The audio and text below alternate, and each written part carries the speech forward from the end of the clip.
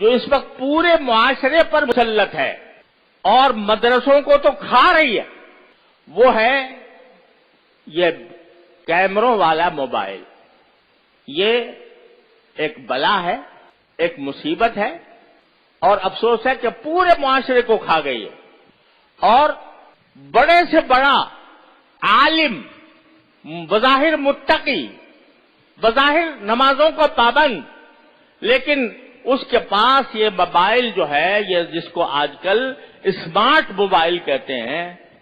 Smart کیا ہوتا؟ وہ تو تباہ کن میزائل ہے، میزائل ہے، وہ موبائل نہیں ہے، وہ میزائل ہے۔ وہ انسان کے اخلاق کو تباہ کرنے والا، وہ انسان کے دین کو تباہ کرنے والا، انسان کے اوقات کو تباہ کرنے والا میزائل ہے وہ۔ تو اس کے اوپر ہم نے یہاں پابندی لگائی ہے، اور اسی لیے لگائی ہے کہ جو اس میں بڑے عظیم نقصان ہیں۔ ذرا یہ بات اچھی طرح کان کھول کر ہمتن گوش ہو کر سن لو۔ اس میں دو عظیم نقصان ہیں۔ ایک عظیم نقصان تو یہ ہے کہ موبائل کا استعمال کرنا، موبائل کی جو سوشل میڈیا ہے اس کو استعمال کرنا، بڑے سے بڑے متقی کے لیے یہ کہنا مشکل ہے کہ اس کے استعمال میں وہ کسی گناہ میں مبتلا نہیں ہوگا۔ بڑے سے بڑا متقی، شیطان، حدیث میں نبی کریم صلی اللہ علیہ وسلم کا ارشاد ہے کہ شیطان جو ہے، نگاہ جو ہے وہ شیطان کے تیروں میں سے ایک اہم تیر ہے، اور قرآن کریم میں ہے کہ شیطان تمہارے رگوں میں اس طرح دوڑتا ہے جیسے کہ خون دوڑتا ہے۔ اب ایک شخص ہے، وہ بیچارہ نیک نیتی سے اس نے کہا جی فلاں بزرگ کی تقریر سن لوں ذرا، اور اس نے کھول لیا۔ اس کے کسی اختیار کے بغیر ایسی چیزیں سامنے آ جائیں گی کہ شیطان کو ڈسنے کا فوراً موقع مل جائے گا۔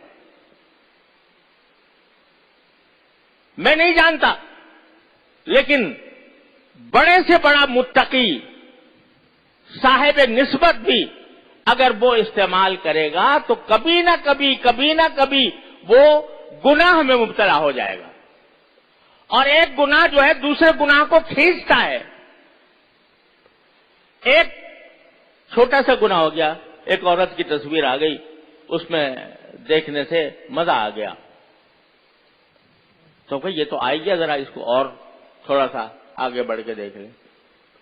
شیطان اس طرح انسان کو رفتہ رفتہ ایک گناہ سے دوسرے گناہ، دوسرے سے تیسرے گناہ، تیسرے سے چوتھے گناہ میں مبتلا کرتا جاتا ہے۔ تو اس لیے میں کہتا ہوں یہ میزائل ہے ہاتھوں میں، عام انسان کے لیے بھی، اور یہ اصول سارے عالم علمی دنیا میں مسلم ہے کہ دفع مضرت جلب منفعت سے مقدم ہے۔ آپ کہتے ہو کہ بھئی اس موبائل سے تو ہمیں بہت سے مواعظ سننے کو ملتے ہیں، ہمیں بزرگوں کے ہدایات اور نصیحتیں سننے کو ملتی ہیں، اس میں ہم ایسے پیغامات کا تبادلہ کرتے ہیں جو ایک دوسرے کے لیے فائدہ مند ہوتے ہیں۔ تو یہ کیا ہوئی ہے؟ یہ جلب منفعت، اور نگاہ کا بہک کر کسی غلط جگہ پر چلا جانا یہ مضرت کبریٰ ہے۔ تو دفع مضرت مقدم ہے جلب منفعت کا۔ لہذا ایک بات تو یہ ہے کہ یہ عام آدمیوں کے لیے بھی خطرناک ہے،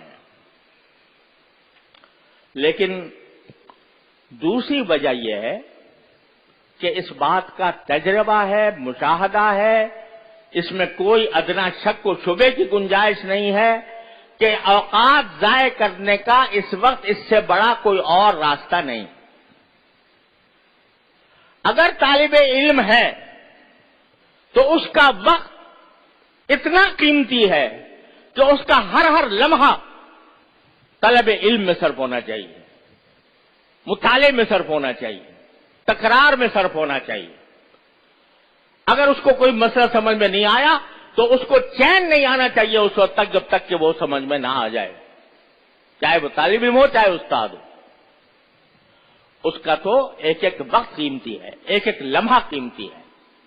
یہاں تک کہ ہمارے بزرگوں نے یہ فرمایا تھا کہ طالب علم کو مغرب کے بعد اوابین بھی نہیں پڑھنی چاہیے، صرف 2 سنت پڑھے اور اپنے مطالعے میں لگ جائے.